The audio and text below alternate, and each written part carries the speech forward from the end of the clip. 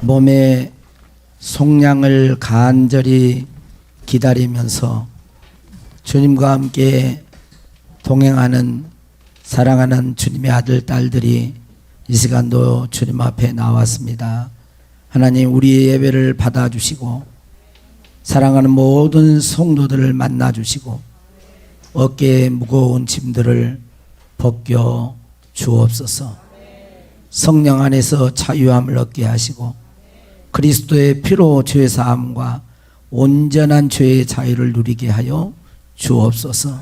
시종을 의지하옵고 예수님 이름으로 기도하옵나이다. 아멘. 오늘 우리에게 주신 하나님의 말씀은 아가서 2장 15절에서 17절 말씀입니다. 962쪽입니다. 우리를 위하여 여우 곧 포도원을 허는 작은 여우를 잡으라. 우리의 포도원에 꽃이 피었음이라. 내 사랑하는 자는 내게 속하였고 나는 그에게 속하였도다. 그가 백합화 가운데에서 양떼를 먹이는구나. 내 사랑하는 자야, 날이 저물고 그림자가 사라지기 전에 돌아와서 베데르 산의 노루와 어린 사슴 같을지라. 이 말씀은 살아계신 하나님의 말씀입니다. 아멘. 아멘. 할렐루야. 너무 멀리 가지 마시고 주 앞에 가까이 오십시오. 주님께 가까이 갈 때 주님은 우리의 모습 그대로를 받으세요. 사람들은 조건을 보고 따집니다. 그러나 하나님은 내 모습 그대로를 사랑해 주세요. 내 모습. 비록 때로는 연약해도 진실로 주 앞에 회개하고 돌아오면 주님은 받아주십니다. 탕자와 같은 영혼이라도 받아주세요. 이 시간도 마음문을 열고 주 앞에 가까이 가서 하나님의 은혜와 평강의 복이 충만하기를 바랍니다. 예, 우리 옆에 사람과 인사하겠습니다. 하나님의 사람을 만나니 너무 좋습니다. 예. 우리 또 한 번 더 할까요? 하나님의 사람인데 몰라봬서 죄송합니다. 하나님의 아들, 딸이잖아요. 예. 오늘 설교 제목이 뭡니까? 예, 포도원을 허는 작은 여우를 잡으라. 이게 보면 이제 구조가 그렇게 돼 있죠. 그래서 이 세 개로 나누면 포도원, 그 다음에 그 포도원을 허는 작은 여우, 그 다음에 잡으라. 이렇게 되어 있어요. 그러니까 오늘 설교 내용이 뭐겠어요? 포도원이 뭔가? 그 다음에 그 포도원을 허는 작은 여우가 뭔가? 그러면 그것을 알았으면 어떻게 해야 될 것인가? 이렇게 되어 있겠죠? 예. 그러니까 집중하면서, 포도원은 오늘 설교를 들었는데, 포도원은 뭐라고 한가? 또 포도원을 허는 작은 여우는 뭐인가? 그리고 그 여우를 어떻게 할 것인가? 여기에 이제 집중하면서 말씀을 들으면 아마 큰 은혜가 있을 줄로 믿습니다. 그래서 하나님이 주신 축복의 포도원을 잘 지켜갈 수 있기를 주의 이름으로 축복합니다. 이때 아멘을 안 한 사람은 좀 수상한 사람이에요. 그렇죠? 몰라서 그럴 수도 있지만 다 같이 아멘 하겠습니다. 아멘. 여러분 모두 아멘 하시고 포도원을 허는 작은 여우를 잡아서 하나님이 허락하신 축복의 포도원을 만들어갈 수 있기를 바랍니다. 아마 이 말씀은 뭐 작은 여우를 잡아라, 포도원을 작은 여우를, 이런 말씀들 우리가 성경 통독을 할 때도 그랬고 많은 또 설교를 또 많이 들었습니다. 그래서 웬만히 신앙생활 하신 분들은 아마 이 말들을 다 알고 있을 거예요. 자, 우리 교회 주변에도 작년인가 보니까 요 밑에까지 보니까 교회에서 새벽에 오는데 그 복숭아밭 있잖아요. 거기를 뭘 파놨어요. 보니까 멧돼지가 출몰을 한 거예요. 멧돼지가 여기까지 왔구나. 제가 한번 봤어요. 멧돼지 새끼를 또. 제가 잡았겠습니까? 못 잡았겠습니까? 잡았으면 여러분들 다 초청할 텐데 못 잡았어요. 그 다음에 보니까 또 여기 밑에 주차장이 왔더라고. 다행히 하나님께서 그 멧돼지의 눈을 가리사 교회 밭에 있는 채소나 이런 것들은 손을 못 대게 하셨어. 손을 못 대게. 그런데 우리 집사님들, 권사님들 얘기 들어보면요, 밭에 고구마를 심어놓고 깨도 심어놓고 막 작물을 심어놨는데 멧돼지가 와가지고 그냥 밑에서부터 다 뒤지고 다녀서 밭을 엉망으로 만들어버리는 거예요.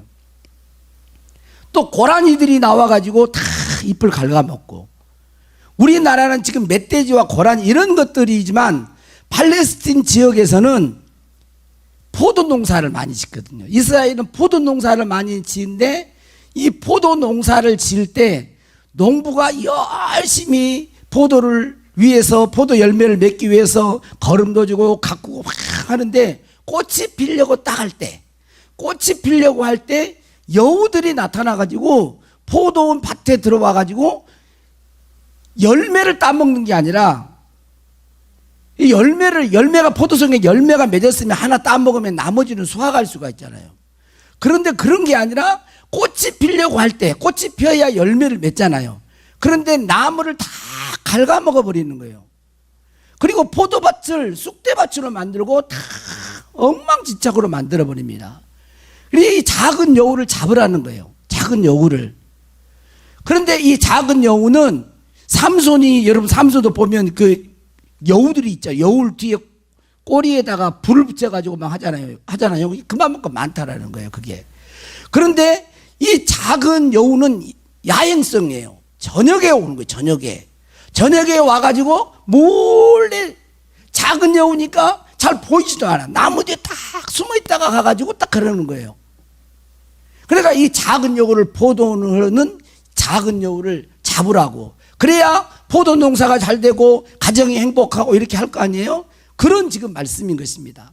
그런데 여기 본문의 말씀에 보면 작은 여우를 잡으라, 그러니까 여우 한 마리 같이 느껴지잖아요. 근데 여기 원어에는 복수를 썼어요. 그러니까 작은 여우가 아니라 작은 여우들인 거죠. 복수예요. 여러 여우들이 있는 거예요.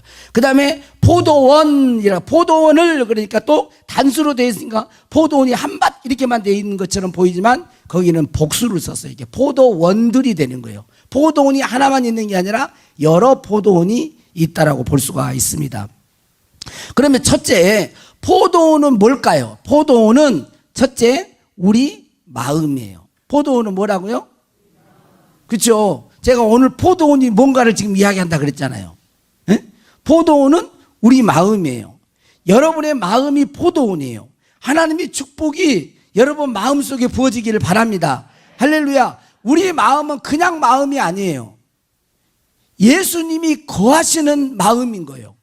하나님의 영인 성령이 거하시는 거예요. 할렐루야. 여러분 마음속에 예수님이 계십니까? 성령님이 거하세요? 마음이 왜 그러게 시원치 않을까? 여러분 거한지 확실히 알 수 있는 방법이 뭐겠어요? 요한복음 1장 12절에 뭐라 그랬습니까? 영접하는 자 곧 그 이름을 믿는 자들에게는 하나님의 자녀가 되는 권세를 주세요. 하나님의 아들 딸들은 어떻게 하나님의 아들 딸이 되느냐면 예수님을 영접해 드릴 때 하나님의 아들 딸이 되는 거예요. 예수님을 영접해 드릴 때 어떻게 여러분의 인격, 지적인 것, 감정적인 것, 여러분의 의지적인 뜻을 동원해서 여러분이 마음속으로 진심으로 예수님을 모셔드릴 때, 예수님 내 마음속에 오시옵소서, 내 마음속에 오시옵소서, 그렇게 여러분들이 기도하면 성령님은 지금은 옛날에 2000년 전에는 육체를 입고 예수님 오셔서 우리가 볼 수 있는, 제자들이 예수님을 보았잖아요. 그런데 부활 승천하시고 나서는 예수님이 이 땅에 영으로 오신 거예요. 그리스도의 영으로, 성령으로 오셔서 우리 눈에는 안 보여요. 그런데 모셔드리면 들어와 계시는 것입니다. 지금 우리 대영이가 지금 뒤에가, 대영이 너는 남들보다 키가 크니까 항상 키값을 하라 그랬어요. 그 아주 계속 만날 때마다 그러게. 그런데 소순천 집사님, 내가 더 그 집사님도 하세요. 할렐루야. 그래야 될 줄은 믿습니다. 대영이가 저한테 그래요. 목사님 시간 있으세요? 있지? 매달 며칠 우리 집에 좀 오세요. 그럼 제가 가까이 안 갈까요? 가죠. 모셔드리면 내가 가는 거예요. 눈에 우리는 이제 육을 입었기 때문에 보이지만 여러분들이 진짜 예수님을 마음속에 모셔드렸으면 이제 와 계신 거예요. 영으로 계셔. 눈으로는 안 보이지만 와 계셔요. 그래서 진짜 모셔드린 사람은 마음속에 예수님이 성령님이 거하신 것을 의식할까요, 안 할까요? 하나님의 아들을, 성령님, 하나님의 영을 모셔드려 놓고 의식도 안 하고 내 마음대로 그렇게 할 수가 없는 거예요. 의식하게 돼 있어요. 그래서 내 안에 계신 성령님, 예수님, 하나님을 사랑해야 되는 거예요. 내 마음을 다하여 하나님. 그렇죠. 예수님이 말씀하시대요. 첫째 계명은 뭐라고요? 마음을 다하고 하나님을 사랑해라는 거예요. 마음을 다하여 하나님을 사랑해라. 그런데 그러면 작은 여우는 뭘까요?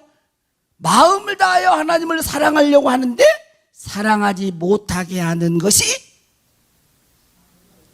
뭘까요? 작은 여우지. 그치?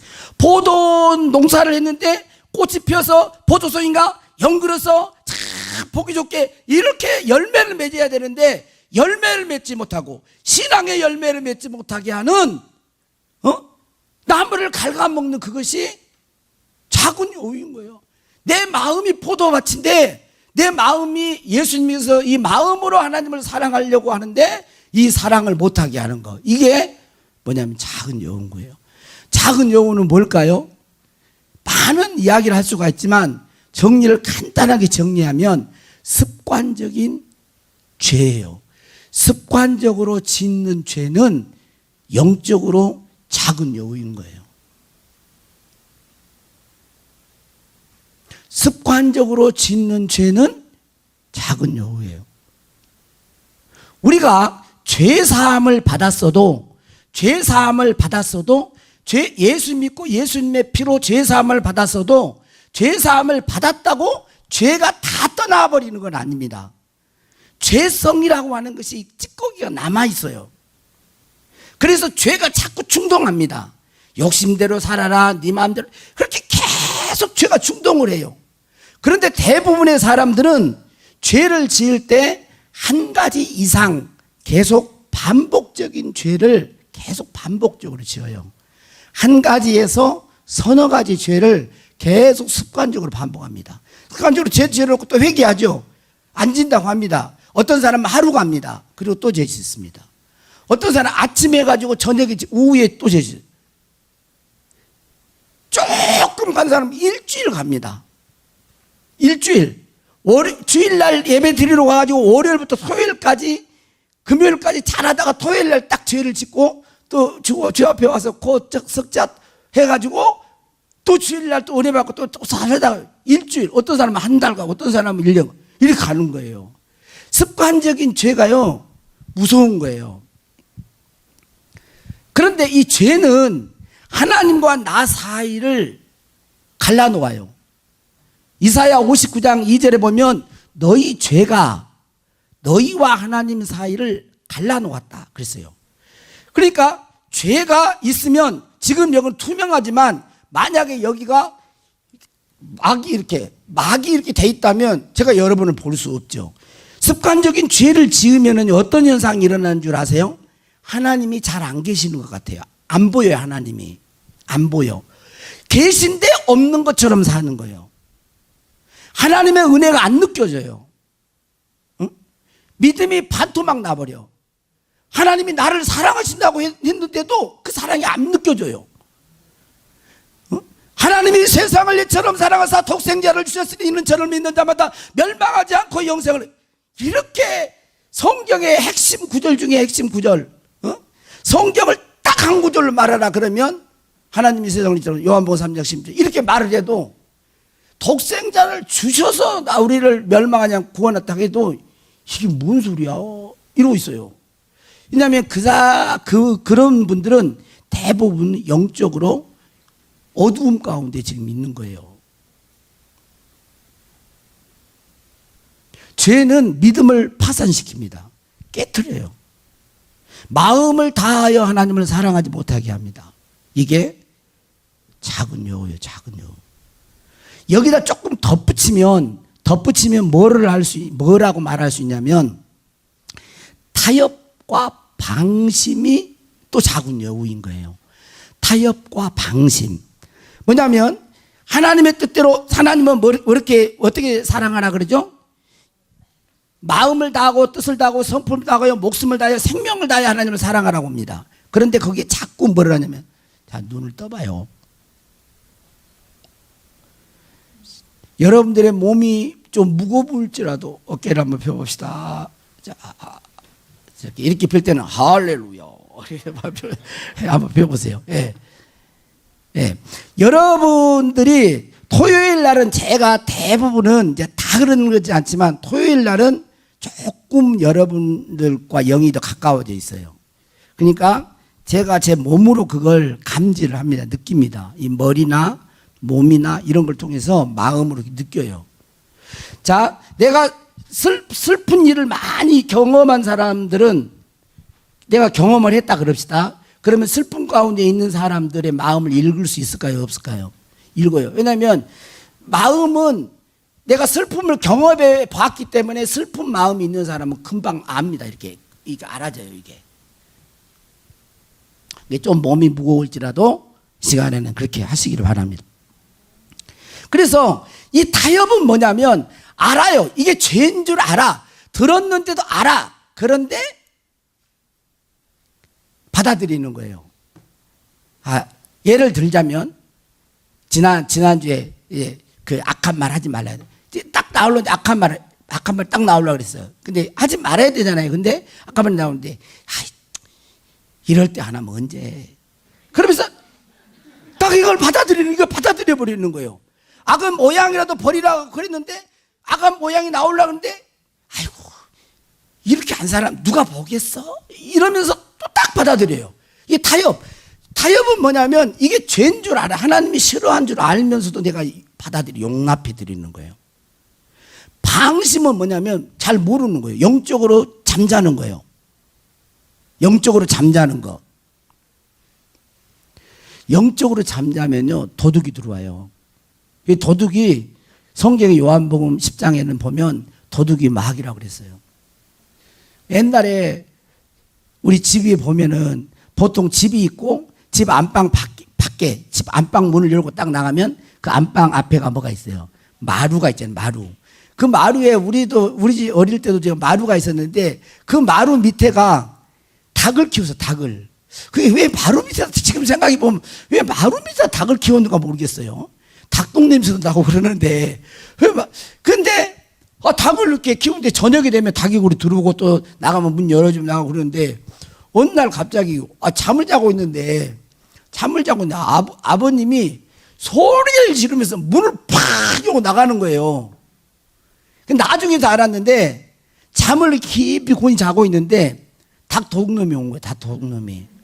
닭 도둑놈이 와가지고 닭을 해가지고 안쪽에 들어갔으니까 막 나무를 하는데 저희 어머님이 이제 밤기가 아주 좀 밝으셔가지고 뭐 소리가 나니까 소리를 하니까 다리로 막 하면서 깨운 거야 아버님을. 그러니까 아버지 일어나 들어보니까 닭 도둑놈이 온 거거든. 문을 팍 열고 나가서 소리를 지르니까 닭 도둑놈이 도망을 가다가 신발을 하나를 벗어놓고 도망을 가고.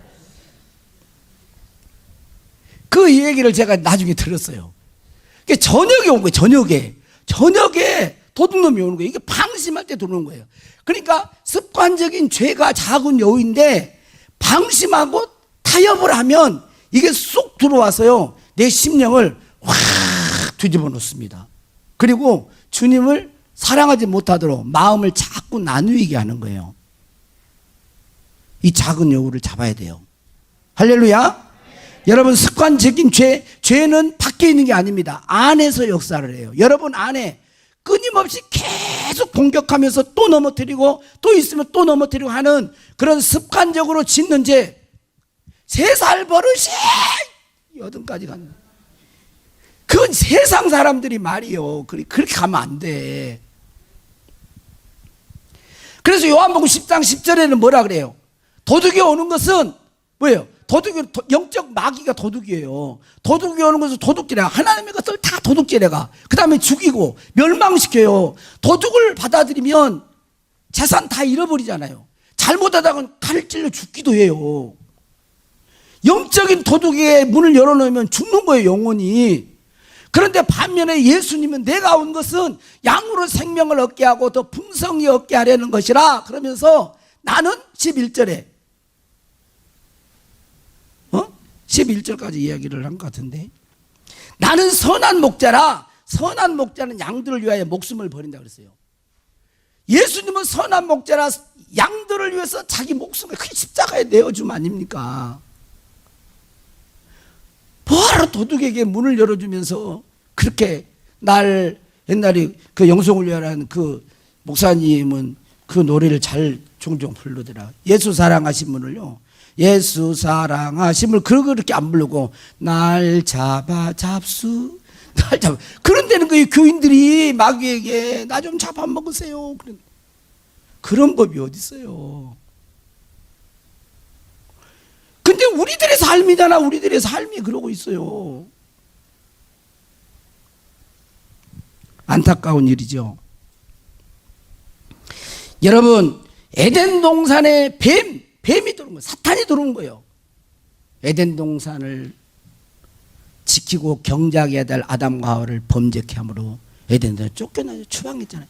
그 한 사람 아담으로 말미암아 모든 사람이 죄를 범한 거예요. 에덴 동산은 뱀으로, 여기 아가서에는 뭘로요? 작은 여우로, 우리 마음속에 도둑으로, 또 지금 우리로 보면은 메뚜기, 그 멧돼지나 그 다음에 고라니 이런 것들로 이렇게 침몰에 들어오는 거예요. 지킬 수 있기를 주의 이름으로 축복합니다. 둘째, 포도원은요 가정입니다. 가정. 따라서 둘째, 포도원은 가정입니다. 이 가정은 그냥 우연히 가정이 되는 게 아니에요. 가정에서 가장 중요한 것을 이야기를 했잖아요. 부부가 될 때, 남편과 아내가 이렇게 가정을 결혼하게 되면 이제 그때 가정이 생기잖아요. 근데 부부는요, 가장 중요한 게 뭐예요? 하나님이 짝지어 주셨다라는 거예요. 자, 부부는 하나님이 짝지어 주신 거예요. 그러니까 우연히 된 게 아니에요. 그런데 창세기 2장 18절에 보니까 뭐라고 했냐면, 여호와 하나님이 이르시되 사람이 혼자 사는 것이 좋지 아니하니 내가 그를 위하여 돕는 배필을 지으리라. 그러니까 부부는 왜 부부가 만나서 가정을 이루겠냐면 돕는 배필로 만든 거예요. 그러니까 남자는 아내의 돕는 배필이 되고 아내는 남편의 돕는 배필, 이렇게 돕는 배필로 서로 만나게 하는 거예요. 근데 그러니까 다르겠어요? 안 다르겠어요?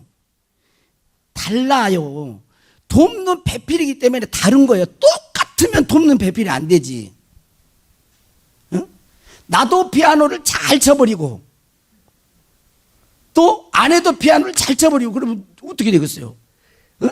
내가 피아노를 못 칠 때 아내가 피아노를 잘 쳐야 되고, 내가 피아노를 잘 치면 아내가 또 노래를 잘해야 되고, 그렇게 서로 아내가 잘하고 남편이 잘하고 서로 이렇게 좀 다른 게, 성격도 좀 다르고, 또 뭐예요? 청소하는 것도 좀 다르고, 조금씩 달라, 남자 여자가. 그래서 돕는 배필로 만든 거예요. 그런데 왜 부부싸움을 많이 해요? 돕는 배필이라는 걸 잊어버리는 거예요, 자꾸. 왜냐하면 나와 같지 않다라는 거예요, 자꾸. 왜 나 같지 않냐? 이렇게 하면서 자꾸 어디가, 이 가정을 허락하신 하나님이 태초에 어떻게 가정을 허락한지를 잘 모르고 있는, 성경이 정확한 거예요. 그리고 창세기 2장 21절 25절 우리 같이 한번 읽어보겠습니다. 자, 창세기 2장 21절 25절 시작. 여호와 하나님이 아담을 깊이 잠들매 그가 그 갈빗대 하나를 취하고 살로 대신 채우시고, 여호와 하나님이 아담에게 취하신 그 갈빗대로 여자를 만드시고 그를 아담에게로 이끌어 오시니, 아담이 이르되 이는 내 뼈 중에 뼈요 살 중에 살이라. 이것을 남자에게서 취하였은즉 여자라 부르리라 하니라. 이러므로 남자가 부모를 떠나 그의 아내와 합하여 둘이 한 몸을 이룰지로다. 아담과 그의 아내 두 사람이 벌거벗었으나 부끄러워하지 아니하니라 그랬어요. 여기 보니까 이제 하나님이 태초에 인간을 만들 때의 과정이에요. 아담을 진 흙으로, 이제 2장에 보면 흙으로 만들어가지고 이렇게 아담을 먼저 만들었습니다. 흙으로서 그거에 생기를 불어서 생명이 되게 만들었어요. 그런데 다 짝이 있는데 아담만 혼자 있는 거예요. 그래서 아담을 깊이 잠들게 해놓고 갈빗대 하나를 거기서 빼가지고 하와를 만들었어요. 하와를. 그리고 그 갈빗배 그 속에 살로 채웠다고 이렇게 이야기했어요. 여러분, 사람이 갈빗뼈가 몇 개인 줄 아세요? 안 세봐가지고 잘 모르겠죠. 12쌍이게 12개. 그러니까 24개의 갈빗뼈가 있어요. 그러니까 원래 아담도 24개의 갈빗뼈가 있겠죠?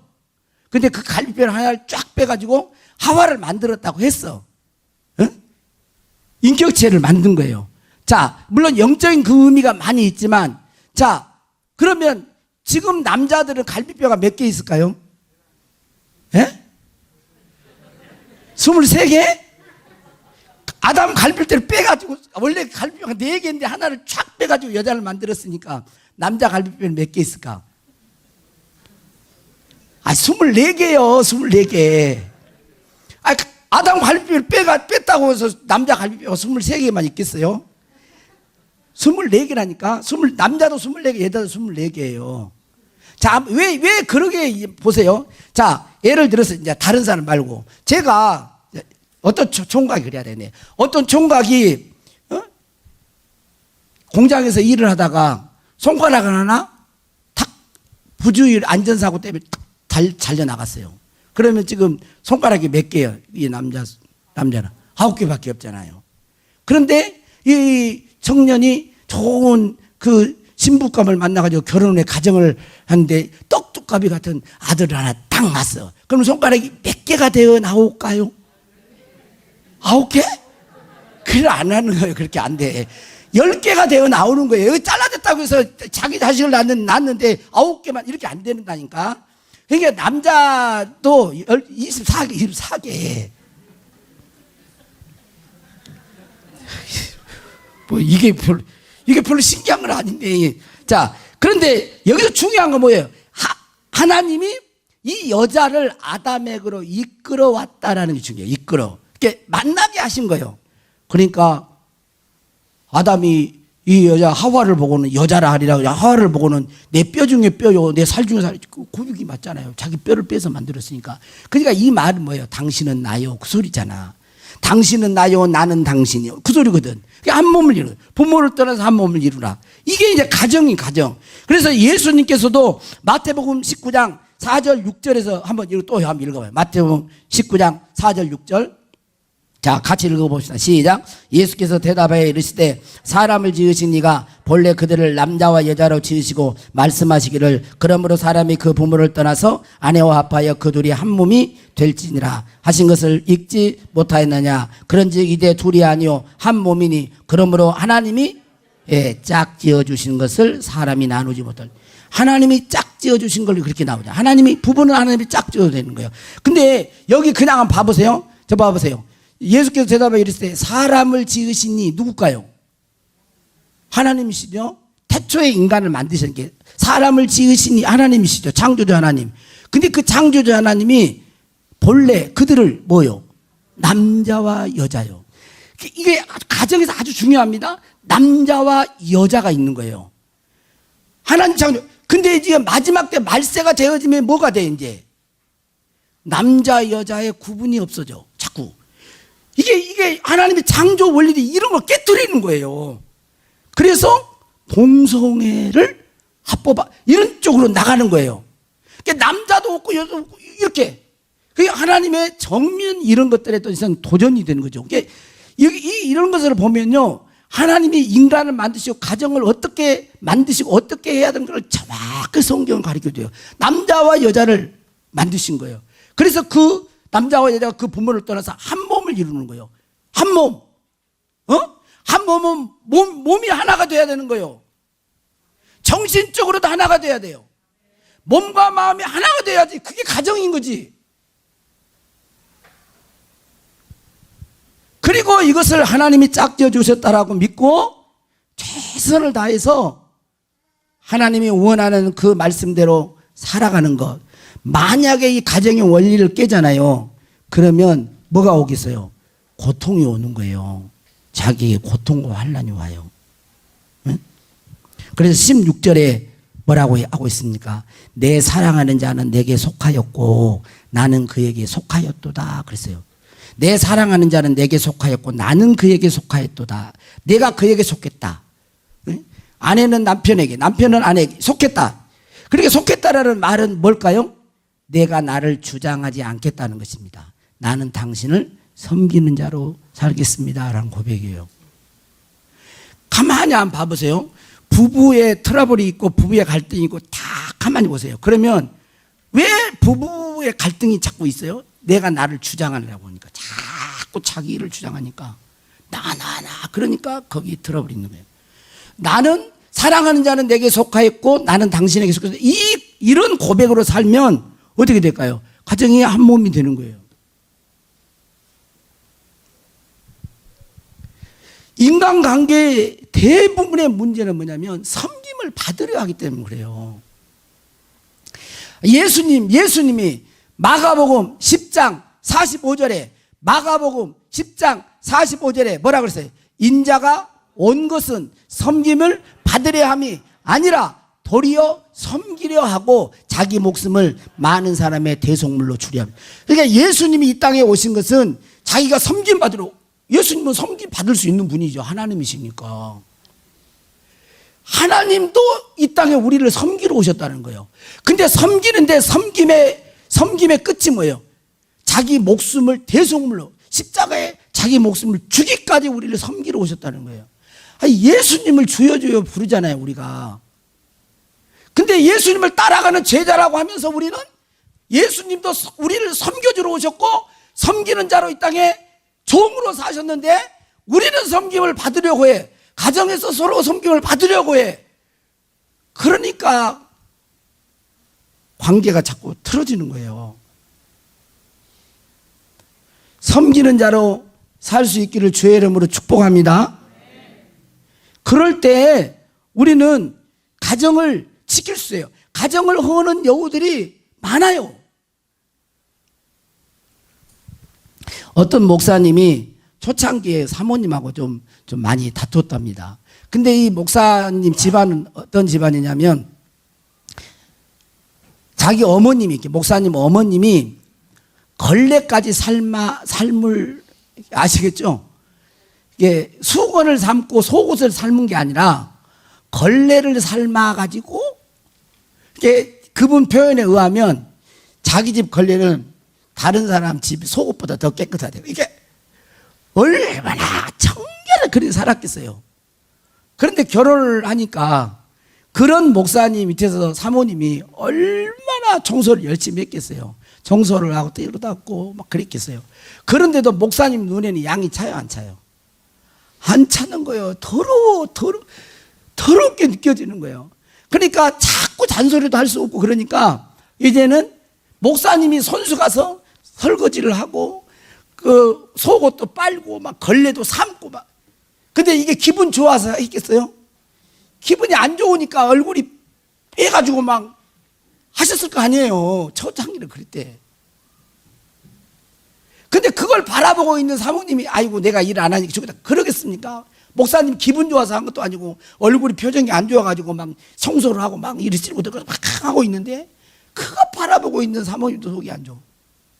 그게 말다툼을 이렇게 서로 했다는 거예요. 그러니까 사모님이 그랬답니다. 결혼 전에 청소 같은 거 그런 것은 상관하지 않기로 했지 않냐고. 청소 같은 것은 집안 청소는 말하지 않기로 했지 않냐고. 그러니까 목사님이 또 뭐라 그러냐면 해도 이 정도인 줄은 내가 몰랐지 그랬다는 거예요. 이 정도인 줄은 말 안 한다고 하긴 했는데 이 정도인 줄은 몰랐다는 거예요. 그래 또 그렇죠. 맞추기가 그렇게 오는 거예요. 그래가지고 가끔 이제 기분 풀로 이렇게 나가잖아요. 이렇게 또 나가서 외식을 하면요. 외식을 하러 이렇게 나간답니다. 그러면 아이고 그냥 여보 맛있는 거 많이 먹으라고 이렇게 말을 하면 좋을 거 아니에요. 근데 맛있는 거 많이 먹으라고 꼭 그렇게 말을 하는 게 아니라 그 앞에다가 토를 달아. 건물 유지비가 많이 드니까. 뭔 말인지 못 알아먹네. 에? 건물 유지비가 많이 드니까 많이 맛있게 드세요. 그러더니 사모님이 좀 등치가 크고 좀 그랬나 봐요. 저한테 직접 보지는 않았지만 많이 먹어야 이게 몸이 유지가 될 테니까 많이 먹으래. 그 앞에 걸 빼면 얼마나 좋아. 근데 그러면 그래 나는 건물 유지비를 많이 유지하니까 많이 먹고 그래 힘내가지고 이러겠어요 사모님이? 탁 떨어지죠.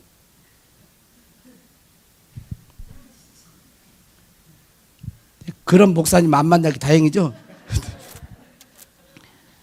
그래 목사님이 회개하고 지금은 그런 가정에 대한 그런 결혼을 앞둔 어떤 부부들을 책을 쓰고 자기 사례를 말을 하고 그래요. 변화가 돼가지고 성장하고 초창기가 안 갖고 열심히 날마다 바꿔지는 거예요. 여러분 포도원은요 가정이에요. 여러분 가정을 허무는 언행, 말이나 가정을 허물고 세우지 못하게 하는 그런 것들이요 여우입니다. 작은 여우예요. 분별해서 잡을 수 있기를 주의 이름으로 축복합니다. 셋째, 포도원은 따라서 하겠습니다. 하나님의 가족인 교회 공동체입니다. 포도원은 교회예요. 교회.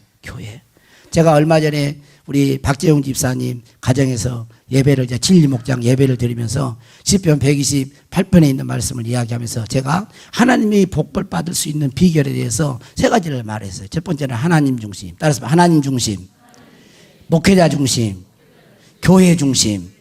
하나님 중심, 목회자 중심, 교회 중심의 신앙생활을 하십시오. 그러면 집사님 가정이 복을 받고 또 다빈이 가정, 하나님 세운 다빈 가정, 또 우리 모두 복을 받습니다. 그랬어요. 여러분, 이 하나님 중심이라는 건 뭐겠어요? 우리가 뭔가를 선택하잖아요. 그런데 하나님 중심이라는 말은 어떻게 선택하는 것이 하나님이 기쁨이 될까를 생각하면서 선택해서 하는 거예요. 그게 하나님 중심인 거예요. 어떻게 하는 것이 하나님이 기뻐하실까?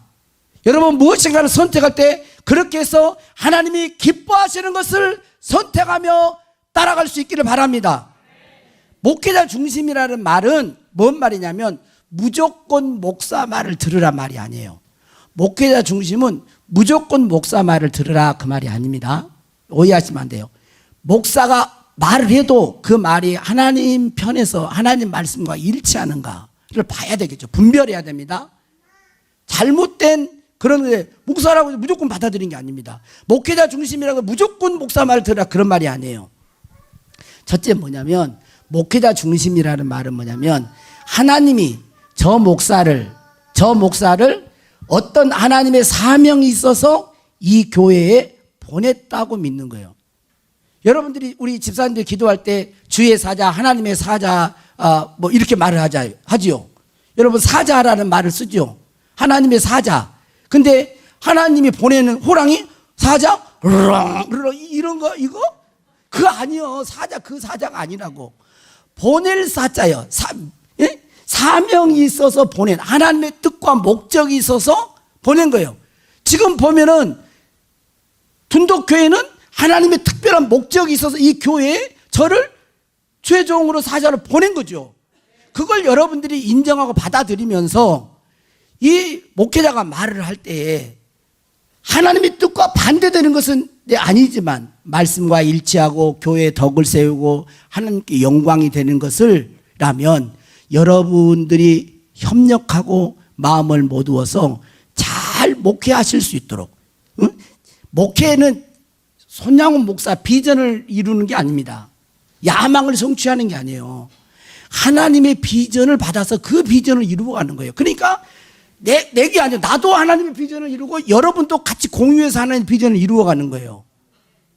그걸 알고 서로 협력하는 것입니다. 그것이 목회자 중심인 거예요. 목회자 중심. 역대하 20장 20절에 보면 여호사밧이 아람과의 전쟁에서 여호사 왕이 그렇게 말합니다. 여호사밧이 서서 이르되 유다와 예루살렘 주민들아 내 말을 들을지어다. 뭐라 그래요? 너희는 너희 하나님 여호와를 신뢰하라. 그리하면 경고히 서리라. 그의 선지자들을 신뢰하라. 그리하면 형통하리라. 선지자들 하나님이 세운 하나님이 보낸 종들의 신뢰라는 거예요. 그래야 형통하게 된다. 이렇게 말을 하고 있습니다. 히브리서 13장 17절도 같이 읽어봅시다. 시작. 너희를 인도하는 자들에게 순종하고 복종하라. 그들은 너희 영혼을 위하여 경성하기를 자신들이 청산할 자인 것 같이 하느니라. 그들로 하여금 즐거움으로 이것을 하게 하고 근심으로 하게 하지 말라. 그렇지 않으면 너희에게 유익이 없느니라. 디모데전서 5장 17절에도 잘 다스리는 장로들을 배나 존경할 자로 알 때 말씀과 가르침에 수고하는 이들에게 더욱 그리할지나. 그러니까 말씀을 잘 가르치는 그런 영적인 그런 여기 있는 장로님 목회자를 배나 존경, 이런 마음으로 같이 협력해서 하나님께 영광을 돌리는, 하나님 목적을 이루어, 이게 목회자 중심인 거죠. 그리고 교회 중심은 것은 뭐예요? 교회 중심은 어떻게 하면 내가 이 교회의 성장과 부흥을 위할까를 내가 생각하는 거예요. 그리고 여러분들에게 주신 재능, 달란트, 이것을 그 교회의 부흥과 교회 성장을 위해서, 교회가 건강한 교회로 성장해서 세상에 소금이 되고 빛이 되도록 이 교회가 그렇게 세상의 등대와 같이, 빛과 같이, 세상에 맛을 내는 소금과 같이 그런 교회로 성장할 수 있도록 여러분의 달란트, 은사를 협력하는 거죠. 세상 사람들도 요즘에 뭐래? 재능 기부라고 그러잖아요. 여러분의 재능을 하나님을 위해서 내어놓는 거예요. 이게 교회 중심인 거예요.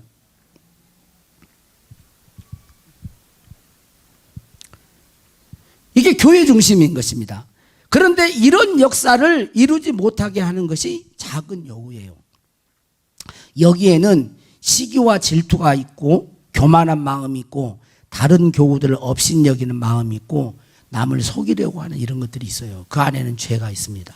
그리고 여러분 빌립보서 4장 2절을 한번 읽어보겠습니다. 자, 시작. 내가 유오디아를 권하고 순두기를 권하노니 주 안에서 같은 마음을 품으라. 여기 이 유오디아와 순두개는 빌립보 교회에 영향력을 미치는 그런 여자 성도님이었어요. 여자 권사님과 같은 분이셨어요. 그 교회, 빌립보 교회에 기둥과 같은 여성들이었어요. 그런데 이 두 여성들이 교회 일을 열심히 하고 봉사를 열심히 하는데 마음이 하나가 안 되는 거예요. 서로 마음이 안 돼. 그러니까 얼마나 불편하겠어요. 그러니까 바울이 마음을 합해라는 거예요. 여러분 세상 일에만, 나쁜 짓에만 시기 질투가 있는 게 아니에요. 좋은 일 하는데도 시기 질투가 있다니까요. 전도하는데도 시기 질투가 있고요. 반주하는데도 그런 것이 있을 수 있고요. 찬양하는데도 있을 수도 있고요. 나보다 조금 잘하면 괜히 그럴 수 있고, 교회를 하는데도. 그래서 파가 나누어지는 거 아닙니까? 우리 둔독교회는 그런 파 없기를 바랍니다. 양파, 대파, 쪽파만 키우세요. 뭐 무슨 파, 뭐 장로파, 뭔 권사, 뭐 누구, 그런 거 없어. 우리는 예수 그리스도만 주로 믿고 따라가는 거예요. 그리스도 안에서 한 형제요. 한 형제예요. 목회자가요, 이분하고 하나가 안 되잖아요. 그러면 충만해서 너무 난처한 거예요. 이렇게 하면은 또 이 사람이 또 탁 그러고, 또 이 사람이 또 그러면 이 사람이 탁 그러고, 그럼 어떻게 살겠어요? 아버지가 큰아들도 있고 둘째 아들도 있고, 둘째 아들이 조금 어려우면 둘째 아들이 100만 원도 줄 수도 있고, 그러면 큰아들이 그러고, 또 첫째 아들이 둘째 아들이 아유, 못 살아 그러면. 여러분 형제잖아요, 형제. 그리스도의 피를 나눈 형제. 후안 카를로스 오르티지 목사님은 제자입니까? 라는 책에서 이렇게 말을 했어요. 누가복음 6장 46절에 있는 말씀, 너희는 나를 불러 주여 주여 하면서도 내가 말하는 것을 행하지 않니. 그러면서 책 가운데 이런 말을, 제가 참 이 말을 읽고 마음이 좀 아팠는데, 너는 조금도 잘하지 않고 있다. 잘하는 것이 아니라 살이 쪄가는 것이다. 이 교회 제자입니까? 라는데, 이 정확하게 우리는 영적 비만, 살쪄가는 걸 잘하는 거라고 착각을 하는 거예요. 이게 언제 드러나요? 고난이 와보면 드러나 버리는 거예요. 여러분 잘하고 있습니까? 영적으로 성장하고 있는 거예요? 아니면 살쪄가는 거예요?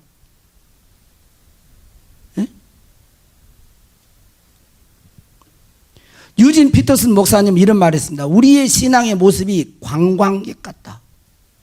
관광하는 관광객 같다. 지적해 놓은 거죠. 한국 교회를, 세계 교회를 지적해 놓은 거예요. 카일 아일드먼이라고 하는 그 목사님은 팬인가 제자인가라는 그 책에서 이렇게 말했어요.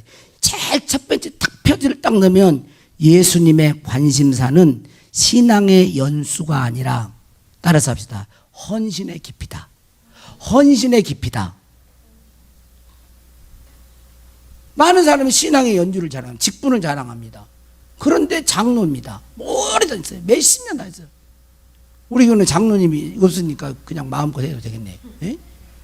한 50년 다녀요. 근데 헌신의 깊이는 너무 얕아요. 헌신도 잘 안 해. 딱 되면 그때부터 이제 목에 힘줘 버리려고 그래요. 여러분, 포도원은요, 내 마음이에요. 내 마음에서 하나님을 진짜 사랑하지 못하게 하는 것이 작은 요구예요. 그게 습관적인 죄입니다. 타협과 방심이에요. 포도원은 가정이에요. 여러분, 가정을 지킬 수 있기를 바랍니다. 가정을 허는 그런 게 작은 여우예요. 작은 여시, 전라도 사투리로. 예? 그리고 교회 공동체를 와해시키고 부흥케 못하게 하고 건강한 교회로 성장하지 못하게 하는 이것이 또 작은 여우인 거예요. 여러분, 작은 여우를 어떻게 하라 그랬습니까? 쫓아버려라 그랬습니까? 쫓으라가 안 했습니다. 작은 여우를 쫓으면 또 와요. 작은 여우는 쫓으면 또 옵니다. 작은 여우를 잡아라 그랬어요.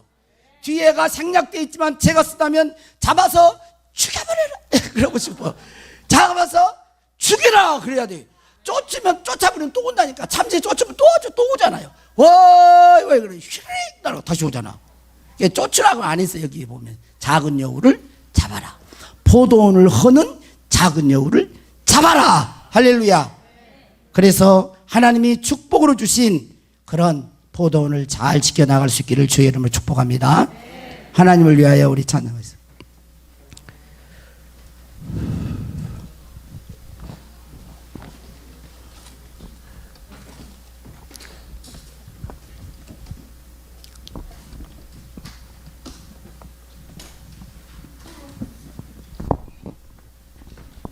어제 한번 한번 눈을 떠보세요.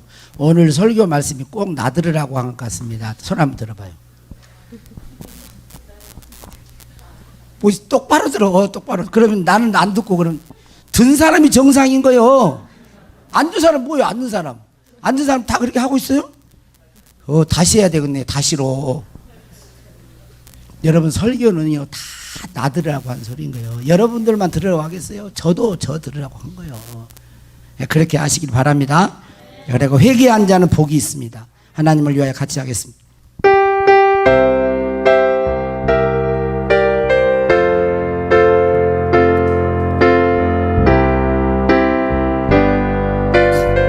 나에게 건강 있는 것, 나에게 건강 있는 것, 주님 일하라 준 것이니, 주님 일하라 준 것인데, 나에게 지식 있는 것, 주님 일하라 준 것인데, 너희는 청년의 때에 창조주 하나님을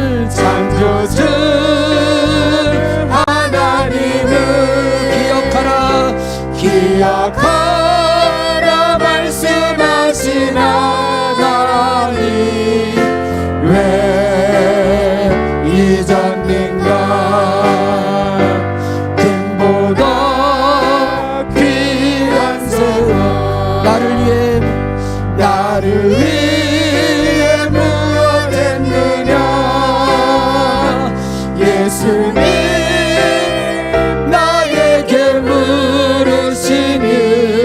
회개의 눈물뿐이네. 나에게 물질 있는 것, 주님 일하라 준 것, 것인데 나에게 명예 있는 것 주님이 알아준 것인데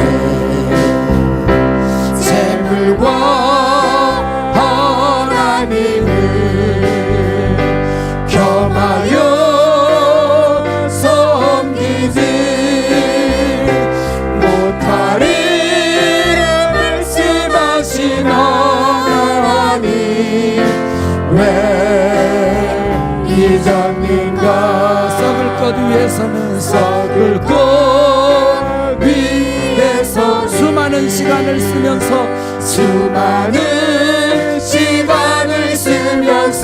주님들을 위해서는 주님을 위해서 무엇 했는지 부끄러울 뿐이네 나에게 하나님만 그것으로 족하지요 그것으로 족하지요 한순간이 은혜와 감격뿐이지요 먼저 그의 나라와 그의 은혜를 구하라 세상 살아가는 법을 말씀하신 나의 하나님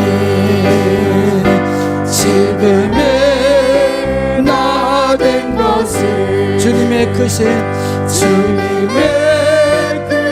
은혜이니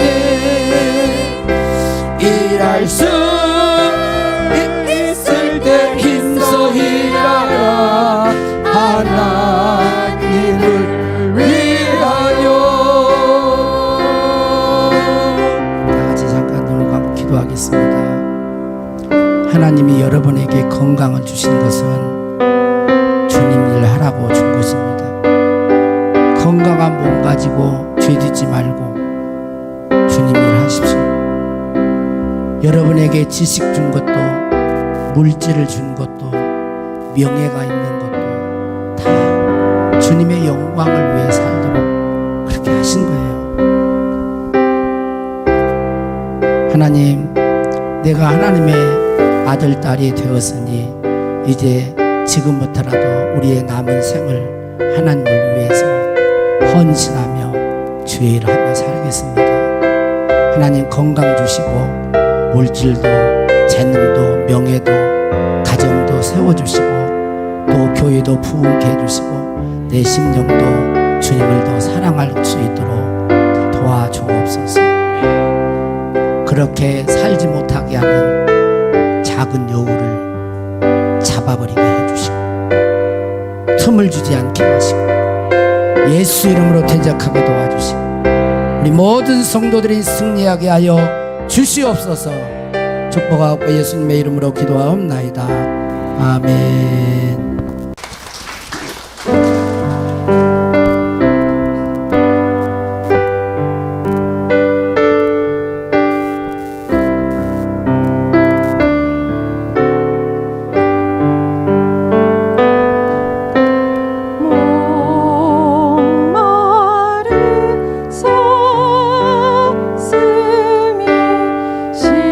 신음을 찾듯